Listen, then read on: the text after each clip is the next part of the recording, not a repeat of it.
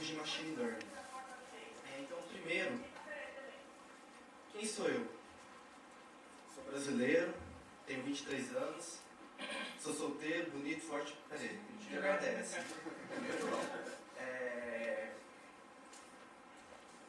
Sentenças e situações dependem de um contexto.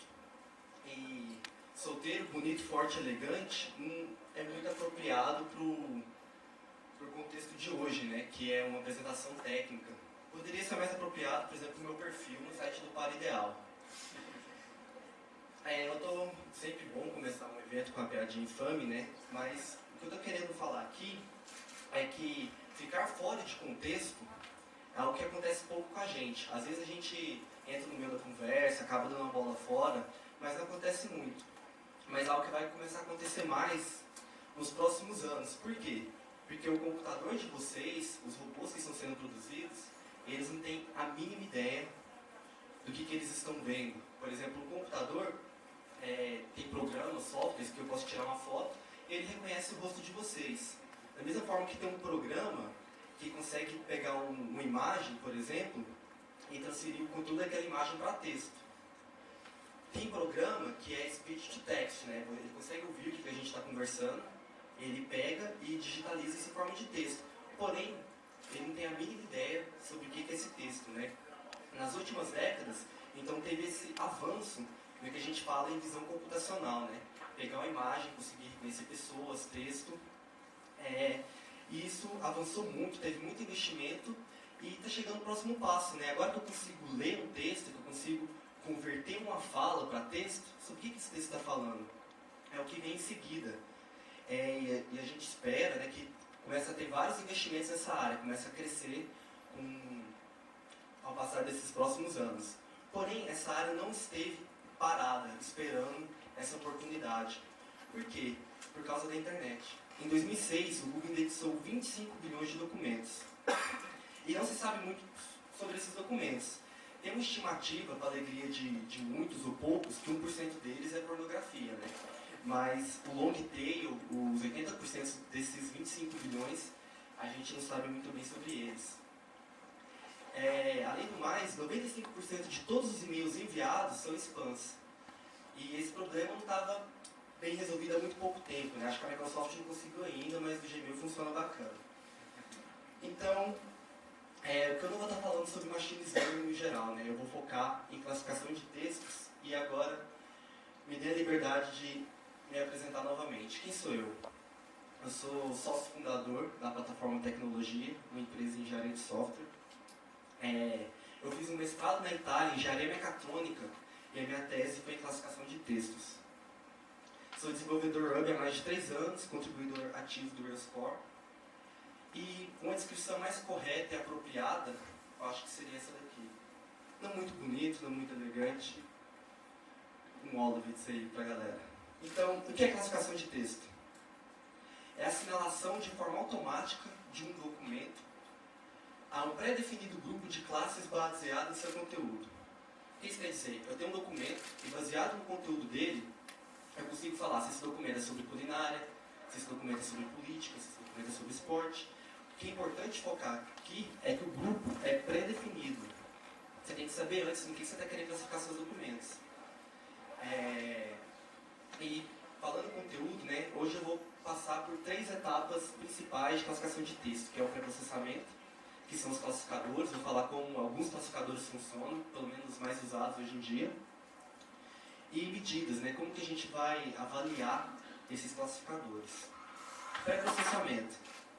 Então, são 4 etapas principais, que elas não são só usadas em classificação de texto. Por exemplo, toda a parte de mecanismo de busca, quem já estudou, essas etapas de pré-processamento são bastante parecidas. O que é processamento? Então, são etapas em comum que a gente faz para todos os documentos antes de classificar. E a primeira que a gente vai falar é remoção de stop words. Quem conhece o termo stop words? Está familiar? O que são stop words? São palavras em um texto desprovido de semântica, ou seja, são palavras que não vão determinar se o texto pertence à culinária ou esporte. Essas palavras não fazem diferença, não adicionam nada para mim. Então eu posso simplesmente removê-las. Se a gente considera esse exemplo aqui, por exemplo, esse documento, esse e-mail, especificações e protocolo HTTP. Eu preciso das especificações, ou pelo menos uma interpretação verbosa, blá blá blá. Quem são os top words? Opa, tem que voltar para cá. São as palavras em laranja. Essas palavras eu posso simplesmente remover. Para mim elas são ruídos. Eu vou ter o texto ao lado, sem essas palavras. Então, essa é a parte mais básica do pré-processamento, tirar o ruído. Representação. Depois que eu tirei essas palavras que não me importam, eu tenho que saber como que eu vou representar esse documento de uma forma mais factível para a máquina, para o nosso computador entender e conseguir trabalhar melhor. E a representação mais comum é que a gente chama de saco de palavras, que vem do inglês bag of words. Então, se a gente pega esse documento, depois que a gente removeu essas palavras, o que é essa representação em saco de palavras? A gente pode representar isso numa tabela com uma coluna é a própria palavra e a outra coluna é o peso. Então, especificações, ela aparece 3 vezes. Aí eu coloco na minha tabela. Especificações apareceu 3 vezes. Protocolo, 2 vezes. Interpretação apareceu 1 vez. Eu faço isso para todas as palavras dos meus textos. Isso é representação em saco de palavras. Nada demais. E vou fazendo assim por diante. Legal. Uma outra etapa importante no pré-processamento é o steaming. O que o steaming faz? Ele mapeia cada termo, cada palavra do seu documento para a sua raiz. Para a sua raiz não precisa morfológica, eu coloquei entre parênteses, que não precisa ser para a raiz morfológica. Mas o que significa?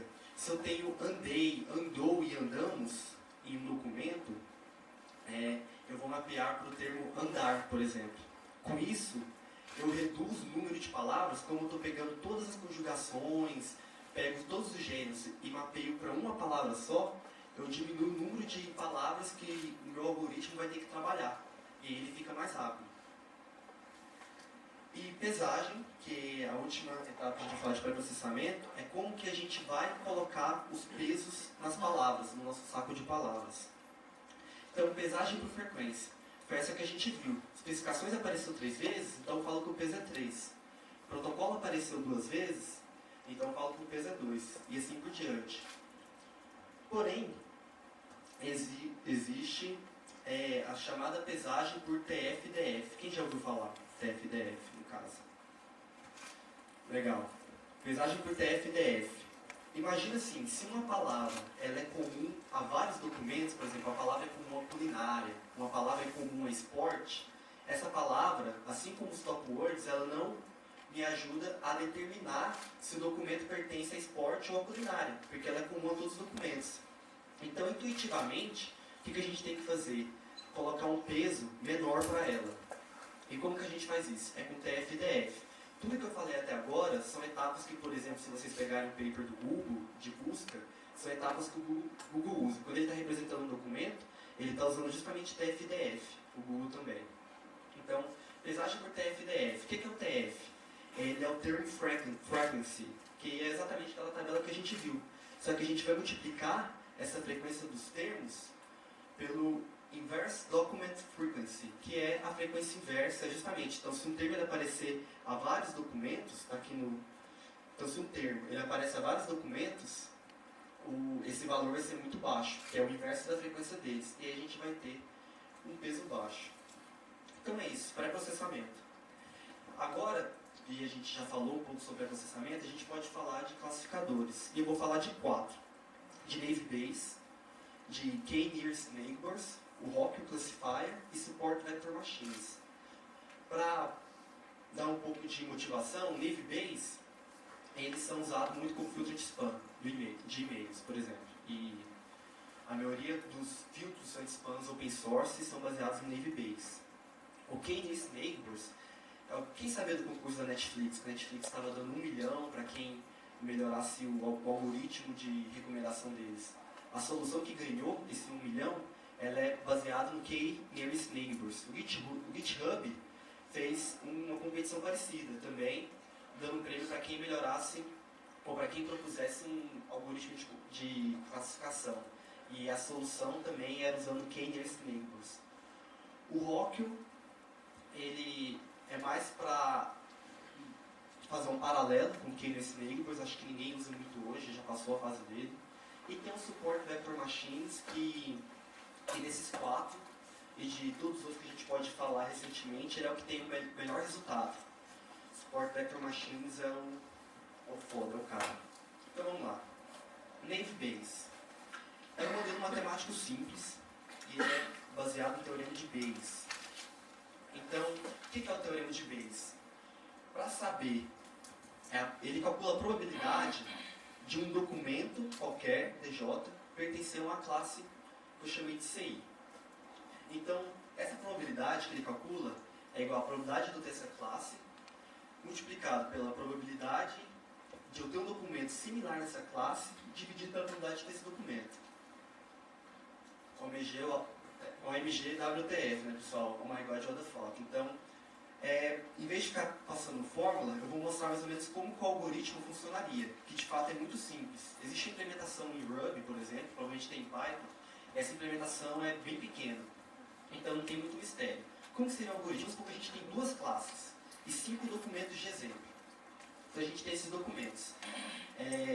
O desafio do meu algoritmo vai ser justamente falar se uma dada frase, que eu estou chamando de documento, ela está falando sobre Ruby como linguagem de programação, ou se ela está falando como Ruby, o Jamestown, né, a pedra preciosa. Então tem as frases, Ruby is a dynamic language. Então está falando de linguagem de programação. Ruby, you're a scholar between pink and red. Então está falando sobre a pedra. E assim vai. Gems is a Ruby packaging system. Então estou falando sobre a linguagem de programação. Ruby is one of the 4 precious gems. E the Ruby language was born in Japan. Então são esses meus 5 documentos que eu vou usar para criar meu classificador. E em laranja estão as palavras que importam, que tem aquela etapa de processamento. Então a gente vai falar que a gente jogou tudo que está em branco fora e as palavras que me importam são essas em laranja. Como que funciona o algoritmo então? Eu coloco a tabela com peso. Então o Ruby apareceu 3 vezes para language, nos três documentos de language. Então, ó, eu tenho o documento language e apareceu Ruby. Aqui apareceu Ruby também. E aqui apareceu Ruby também. Então, nos 3 documentos de language, Ruby apareceu. E apareceu nos 2 de Jamestown. Por exemplo, Pink apareceu em um documento de Jamestown e em nenhum de language. Então, o print é a tabela. Então, essa tabela é bem simples de fazer. E agora o que eu tenho que fazer? Eu tenho que calcular a probabilidade, depois que eu tenho essa tabela, tem que calcular a probabilidade de achar a palavra Ruby entre todos os documentos que possuem language. Como que faz isso? A gente tem essa formulinha aqui, que eu assumo um valor inicial, mais as ocorrências da palavra em si, que é justamente o valor dessa tabela. Então, eu vou assumir um valor inicial, que vai ser 0,5, eu falo que inicialmente, qualquer palavra tem a probabilidade de aparecer em uma classe com 50%. E o número de ocorrências, que no caso para Ruby Language, seria 3. Aí é o peso do valor inicial, que eu vou assumir que é 1, e o número de documentos na classe. Então, a minha tabela vai ficar... A minha fórmula, se eu substituir os valores para o P, que são 0,5, 0, 0,5 e 1, fica mais ou menos isso. Não mais ou menos, né? Fica exatamente isso. Então, o que eu vou fazer com a minha tabela? Eu vou aplicar essa fórmula para todo mundo. Então, o Ruby, ela apareceu 3 vezes. Eu coloco 3 aqui e tem 3 documentos de language. Então, eu coloco 3 aqui. E eu faço isso aqui para todo mundo na tabela. Uma operação aritmética simples. E eu vou ter as probabilidades. São esses valores. Então, eu sei, por exemplo, dada a palavra Ruby, ela tem 80% de chance de estar em qualquer documento da classe language. E a palavra pink, de acordo com aquela fórmula, ela tem... desculpa, está errado. Ruby tem 88% de chance de estar em um documento de language. Agora a palavra pink tem 50% de chance de estar na classe Jamestown, porém apenas 12% de chance de estar na classe language. E agora eu já estou pronto para classificar um documento. Por exemplo, a qual classe pertence o documento My Ruby Gems Arrived in a Pink Package? Então, eu estou falando sobre a pedra preciosa, né? Minha pedra preciosa chegou no pacotinho rosa. E as palavras que importam são justamente essas 4, em laranja. Então, como que eu faço? Eu tenho que usar aquela fórmula, né? Que eu não estou me importando muito com ela. Então, quem que é esse PCI? São os documentos em language pelo número total de documentos. Ou seja, eu tenho 3 documentos da classe language. E ao todo eu tenho 5 documentos, então é 0.6. Essa outra probabilidade aqui ela é bem simples. Eu simplesmente multiplico os valores daquela tabela. Então eu vou multiplicar a probabilidade de ter Ruby na classe language, a probabilidade de ter James na classe language, que é nada mais, nada menos que os valores dessa tabela. Então eu vou pegar e multiplicar lá.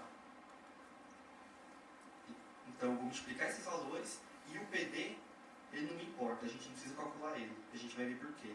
A gente vai fazer a mesma coisa para Jamestown. Então, documentos em Jamestown, eu tenho 2. Dividido pelo total de documentos, que são 5, eu tenho 0.4. Aqui a gente vai multiplicar as probabilidades das palavras, então a probabilidade de ter Ruby na classe Jamestown, a probabilidade de ter G na classe Jamestown, novamente, são aqueles valores da tabela, e o PD não me importa.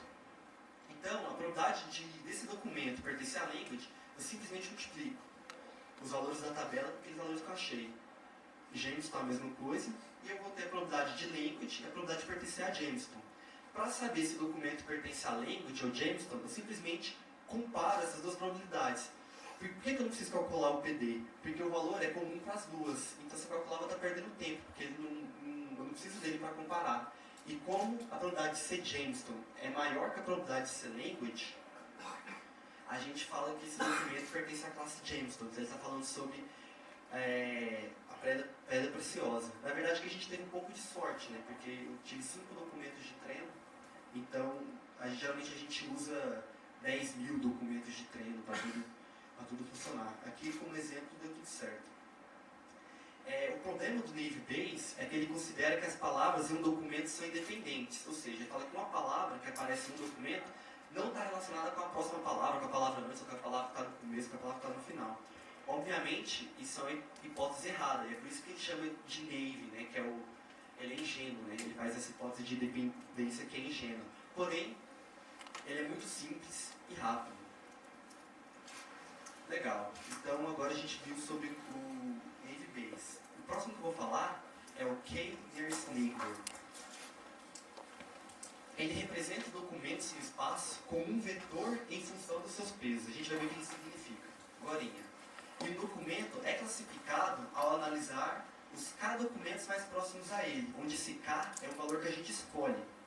Então, se a gente pega os mesmos documentos, com as palavras que importam para a gente, aqui em laranja, a gente pode montar um vetor. O que é esse vetor? Por exemplo, a gente pega o primeiro documento, Ruby is a Dynamic Language. Ele tem a palavra Ruby, Dynamic e Language. Então, eu tenho no meu vetor aqui, a primeira coluna é se tem Ruby ou não. Então, no caso, como tem Ruby, eu coloco 1. Como tem Language, eu coloco 1. Como tem Dynamic, eu coloco 1. Todas as outras palavras não existem no primeiro documento. Então, eu coloco 0. Então, ficou 1, 1, 0, 0, 0, 0. Então, eu tenho a representação da minha palavra como um vetor. E eu faço isso para todos os outros 4 documentos. Então, eu consegui representar como um vetor. Depois que eu fiz isso, que é uma etapa muito simples, eu já consigo classificar um documento usando o KNN. Então, a mesma pergunta, a qual classe pertence o documento My Ruby Gems Arrived in a Pink Package? O que eu faço? Eu pego esse documento que eu quero classificar e represento ele como um vetor. Então, Ruby apareceu, eu coloquei 1. Gems apareceu, eu coloquei 1. Pink apareceu, eu coloquei 1 também. E o package apareceu, eu coloquei 1. Todo o resto é 0. E aí que eu calculo a distância. Como que eu calculo a distância entre o documento que eu quero classificar e os meus documentos de treino? Por exemplo, aqui, 1 e 1, então essa primeira coluna são iguais, então a distância é 0. Essas duas colunas são diferentes, então eu tenho a distância 1, essas duas são iguais, então a distância continua 1, essas duas são diferentes, então a distância é 2. Essas duas são diferentes, a distância é 3, essas duas são diferentes, a distância é 4, essas duas são diferentes, a distância é 5. Então a distância do meu documento, a distância no espaço do meu documento para os documentos de treino, que é aqueles documentos iniciais, para esse documento de treino especial, é 5. Aí eu calculo a distância para todos os documentos. Então, nesse caso aqui, My Ruby Gems Arrived in a Pink Package, ele, por exemplo, tem distância 1 para o terceiro documento. Nesse caso aqui, a distância é simplesmente 1. Aí, se a gente olha, o algoritmo ele achou que esse documento de teste ele é muito próximo a esse documento. James is a Ruby Packaging System. Isso foi o que o algoritmo achou, as distâncias. E agora, como que isso funciona, na verdade? Uma representação um pouco menos louca. A gente pode colocar no espaço assim. Aqui no centro é quem que a gente está querendo saber. Então tem um documento, um triângulo, que pertence à language, muito perto dele. Então ele está bem próximo de um documento de language, que está à distância 1. A distância 2 tem nenhum documento próximo dele. A distância 3 tem esse documento aqui, que pertence a Jamestown. A distância 4 tem esse outro documento. E a distância 5 tem esses outros dois documentos que pertencem à language. Como funciona o algoritmo? Para k igual a 1, ele vai selecionar um documento, o documento mais próximo a ele, para saber a categoria. Então, nesse caso, a gente tem... Qual é o documento mais próximo? É o documento que pertence à language. Então, a gente fala que esse documento que a gente quis classificar, ele pertence à language. Por isso, eu uso k igual a 3, eu tenho... Quais são os 3 documentos mais próximos? K igual a 3 significa que eu vou pegar os 3 documentos mais próximos. Então, eu tenho esse e esse. Como eu tenho 2 de Jamestowns e 1 de language, eu vou falar que esse documento pertence a Jamestown. Então, essas são simplesmente operações matemáticas também, e não tem muita dificuldade para implementar esse algoritmo, né? Não tem nada de muito mágico. Qual é o problema do KNN? Ele sempre precisa de todos os dados de treino. Como a gente representa aqueles documentos iniciais como vetor, se a gente tem, por exemplo, 100 mil documentos, a gente precisa guardar esses 100 mil documentos na memória. Isso faz com que ele seja pesado e lento. Então, o KNN ele é um algoritmo lento. E tem o Hopfield Classifier. Para justamente romper essa parte de ser um algoritmo lento, o que o Hopfield falou? Vamos fazer um algoritmo similar ao KNN, porém eu represento os documentos como uma média. Então eu tenho os meus 3 triângulos, em vez de ter, por exemplo, 3, 5 mil, 10 mil triângulos, eu calculo a média deles. Aí eu vou achar um ponto ali no meio, onde vão ficar esses triângulos. E aí eu tiro os 3 triângulos e represento com um triângulo grandão. É a mesma coisa para que é a representação de todos os documentos de language. É a mesma coisa para Jamestowns. Eu acho o ponto ali no meio e represento eles com um vetor só. Então é isso aí. Para classificar, eu simplesmente calculo a distância do documento às médias. Então eu vejo, o documento que eu quero classificar, ele está à distância 3,66 do triangulão. E apenas a distância 3,5 do quadradão. Então ele está mais próximo do quadrado. Então o Hopfield ele falaria que o documento pertence à classe Jamestown também. O Hopfield é leve, é rápido, porém ele possui um problema óbvio. Qual que é? Imagina se a gente tem os triângulos de acordo com essa distribuição. Onde que mais ou menos ficaria a média desses triângulos? Ficaria no centro. E aí, eu não tenho nada representando esses triângulos na borda, só tenho um no centro, que está muito longe. Aí se eu fosse classificar essa interrogação aqui, eu poderia acabar classificando errado, para um quadrado, um que estaria aqui mais próximo. Quando na verdade, eu tinha 2 triângulos muito próximos, né? Então esse negócio de calcular a média não é muito bom. A gente fala que ele acaba perdendo muita informação. E é por isso que o Hopfield ele não é mais usado hoje, porque o pessoal viu que os resultados não são bons. E Support Vector Machines é o último que a gente vai falar aqui. Ao contrário dos outros, o Support Vector Machines ele tem uma teoria matemática muito complexa. Muito complexa. Ele também representa os documentos no espaço, que é aquele vetorzinho que a gente viu. E ele acha um hiperplano que divide o espaço dos documentos em 2. O que isso quer significar? A distância não me importa mais. Eu tenho os documentos de language e os documentos de Jamestown. O que o SVM faz é achar uma curva que divide esses documentos. Essa aqui foi uma curva aleatória que eu fiz ontem à noite em casa, mas a ideia é essa. A gente vai ter uma curva que divide os documentos. Para cada curva tem os documentos de Jamestown e para o lado esquerdo da curva tem os documentos de language. E calcular esse hiperplano exige muito processamento e muita teoria matemática, porque eu tenho 10 mil documentos, então eu tenho que achar uma curva que divide esses 10 mil documentos, por exemplo. Porém, classificar um documento é rápido, porque eu só preciso saber em qual lado do plano que ele está. Então, eu tenho essa curva. Para eu saber se aquele documento ele pertence à language, eu simplesmente vejo onde está a interrogação. Se a interrogação está do lado esquerdo da curva, ele pertence à language. Se a interrogação está do lado direito, ele pertence a Jamestown. Então, esse algoritmo demora muito para gerar essa curva, Porém, na hora que ele vai classificar, ele é muito rápido. Então, é mais ou menos assim, eu tenho uma base de dados com 10 mil documentos. Para calcular essa curva, ele demora 8 horas, por exemplo. Porém, para eu saber em qual lado da curva o documento está, ele demora 0,01 segundo. Então é muito rápido. A etapa de gerar o modelo, você não faz todo dia, né? Você faz uma vez por semana, por exemplo. Então, já calcular o hiperplano, você faz uma vez por semana. Classificar um documento, você está classificando toda hora. Então é um trade-off bom, né? Eu preciso de 8 horas para gerar o hiperplano, porém, qualquer documento que chega, eu consigo falar na hora a qual classe ele pertence. Então é isso. Os 4 classificadores principais são esses, são os mais usados hoje. E eu vou falar um pouco sobre medidas. Eu gostaria de falar sobre medidas porque tem um erro muito comum, que é analisar o classificador por sua acurácia é errado. Então, se você tem um desafio, que você quer falar, por exemplo, se uma coisa é porn, não é, quer falar se a categoria dele é culinário ou esporte, nunca use a acurácia. O que é a acurácia? É o número total de acertos dividido pelo número total de tentativas, né? Por que não?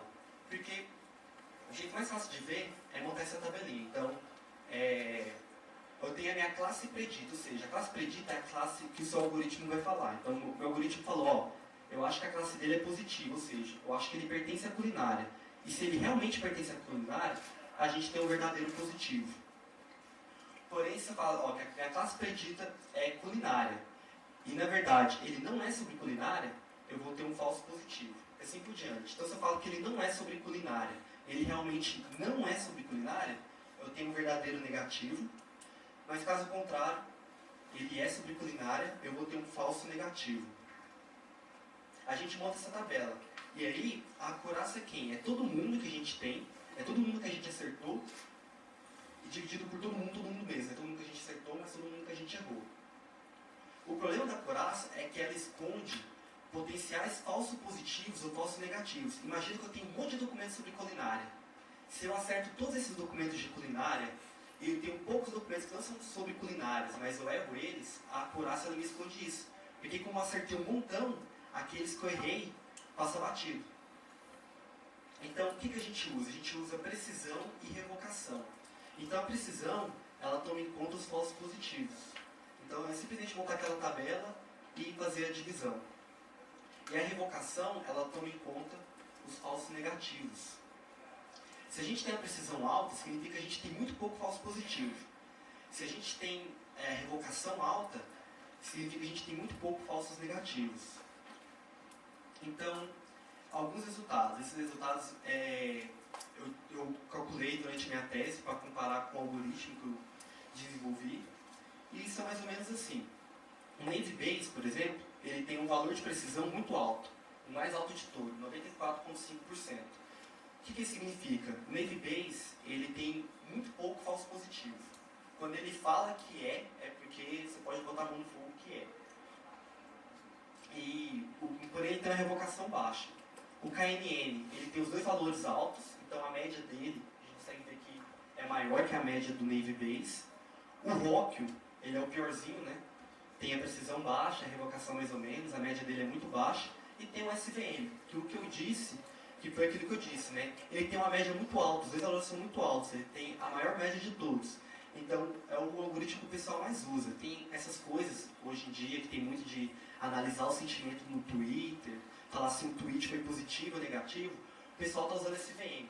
Tem implementações em C e C++, e aí vocês usam, pode usar o Fi da vida para usar o SVM.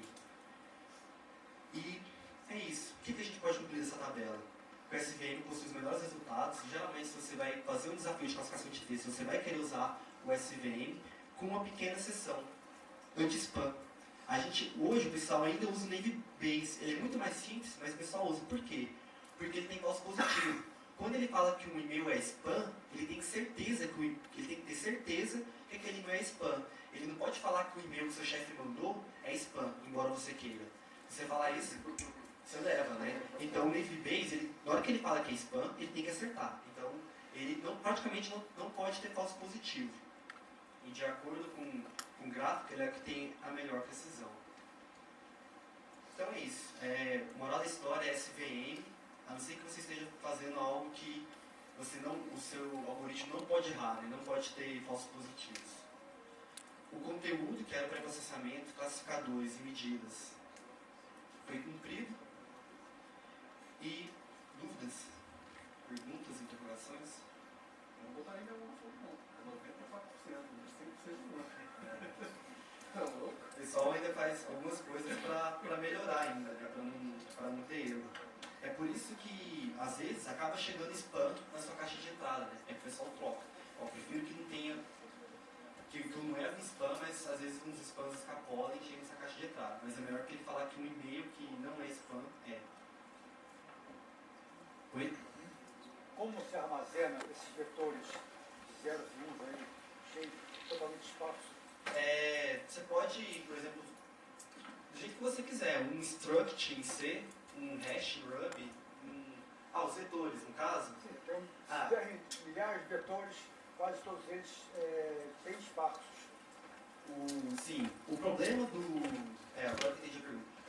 Esse é um problema comum a várias implementações. Porque, como você mesmo falou, os vetores são esparsos. Por exemplo, na minha tese, a gente estava usando o dataset da Reuters, que é a própria agência de notícias, ela disponibiliza e tem, por exemplo, 800 mil documentos para você montar o seu classificador e analisar esses documentos.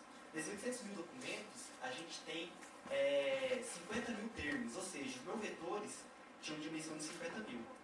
E aí, como armazenar esse vetor, fica a critério da implementação. Então, tinha muita implementação que não conseguia classificar nada, porque você montava um vetor muito grande e dava segmentação de memória. Agora, tem implementações que eles usam algumas técnicas para realmente representar vetores esparsos. Então, é algo que não é muito intrínseco ao algoritmo. É intrínseco ao algoritmo, mas não é muito intrínseco à teoria. Então, em outras palavras, eu não sei muito bem responder essa pergunta, porque é uma área que pode ser separada, não está extremamente ligado. Você pega qualquer representação, implementação em C, que consiga representar vetores esparsos bem, e aí você usa isso. Bom, nada de bit data, nada com bits, coisa assim. Depende da loucura de cada um. Depende de como você quer implementar o algoritmo. Tem diversas implementações e cada uma está fazendo de um jeito diferente. Eu tentei, por exemplo, usar naquele torneio do GitHub, eu tentei usar o SVM. O SVM, ele não funciona muito bem com dados esparsos, por exemplo. O algoritmo simplesmente baleado. Geralmente, quando você tem dados muito esparsos, o pessoal usa KNN mesmo, que foi o algoritmo que ganhou.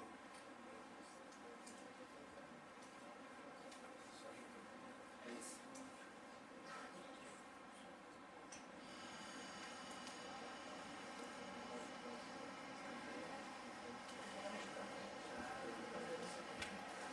Poderia dar alguns exemplos, porque assim, exemplos de classificação de texto, sei lá, a gente vê, por exemplo, no Google, obviamente seria o principal lá, seria o algoritmo que busca, né? Isso. Sim, queria só alguns exemplos na prática, né, de classificação de texto. Por exemplo, o blog blogs, por exemplo. Quando você está guardando, eu acho que era que eles têm aquela ferramenta de favoritos, por exemplo. Na hora que você está guardando o favoritos no blog blogs, ele pergunta a categoria para você. Então, um jeito seria você já tem umas categorias pré-definidas. Seria você já ajudar o usuário, né? Por exemplo, você já poderia mostrar pré-selecionada, essa categoria aqui é sobre culinária. Problemas, onde poderia usar? Por exemplo, para porn, por exemplo. Se seu site está tendo muito porn, você pode usar o algoritmo para falar se aquele conteúdo é pornografia ou não. Então, aplicações, tem muitas. Por exemplo, eu, antes de fundar a plataforma, eu trabalhava no PageStacker. Eu era fundador do PageStacker. E a gente já estava começando a trabalhar com isso. Então, procurar categorias, né? Como que a gente vai evitar pornografia, por exemplo, que apareceu muito, ou spam. Como que a gente fazia isso? A gente tinha uma coluna no banco de dados e a gente falava, isso aqui é spam, a gente tinha que setar na mão. Então, a gente passava a madrugada setando o que era spam e o que não era spam.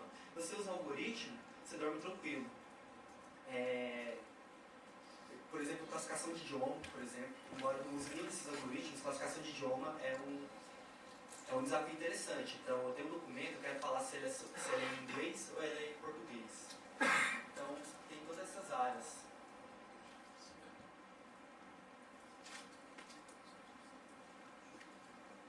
Então é isso, obrigado, pessoal.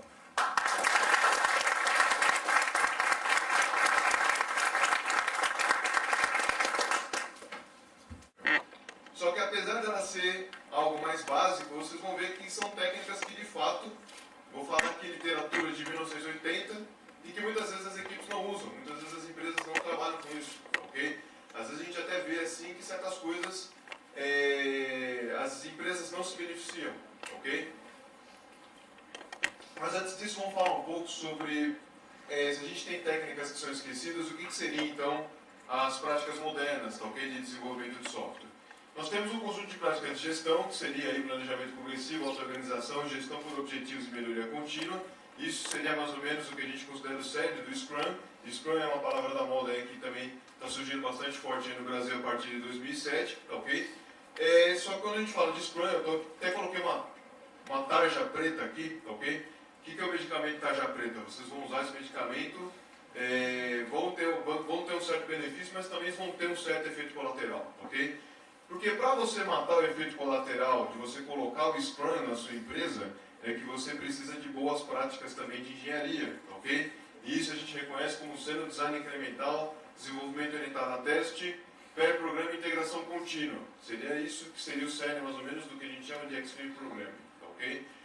Hoje em dia no Brasil eu tenho treinado equipes tanto em Scrum como em Extreme Programming. Para falar a verdade, eu acho legal quando a empresa vem falar com a gente comprando um pacote dos dois, ok? O movimento interessante que está acontecendo no Brasil hoje, pessoal, é que a maioria das empresas que eu tenho tido contato, ou as empresas que eu treinei, ou as empresas que eu dei consultoria, elas começaram com o Scrum há mais ou menos meados de 2008, mas agora muitas delas estão querendo buscar as práticas de engenharia, ok? As coisas têm que andar casadas, não adianta você ter boas práticas de gestão sem você ter boas práticas de engenharia, ok? E o que acontece? Isso aqui, por exemplo, como design incremental. Às vezes tem certas empresas que acham que usam, ok? Mas o que acontece? Por que eu vou querer falar aqui sobre práticas esquecidas? Como eu falei para vocês, como consultor e como instrutor, eu rodo aí o Brasil inteiro, ou dando treinamento, ou prestando consultoria. Para falar a verdade, nesse ano de 2009, eu também participei de bastante evento, ok? Então eu tenho bastante contato aí com a comunidade, não só... O pessoal me conhece bastante pela comunidade Java, né? Porque eu fui colunista da revista Mundo Java, ok? Mas também tenho bastante contato com a comunidade de Rails, tenho bastante contato com a comunidade .NET também, ok? E o que acontece? O cenário que eu trabalho bastante é empresa de produto e muitas vezes desenvolvimento interno das empresas, ok? Empresas de produto seriam aquelas ASV que a gente fala, né? São empresas que fazem uma solução e vendem no mercado, ok? E desenvolvimento interno se enquadraria aí pessoas que trabalham em empresas e fazem soluções internas, governo, por exemplo, se enquadra nisso. E por que eu estou fazendo essa palestra sobre essas técnicas esquecidas? Porque eu vejo que muitas dessas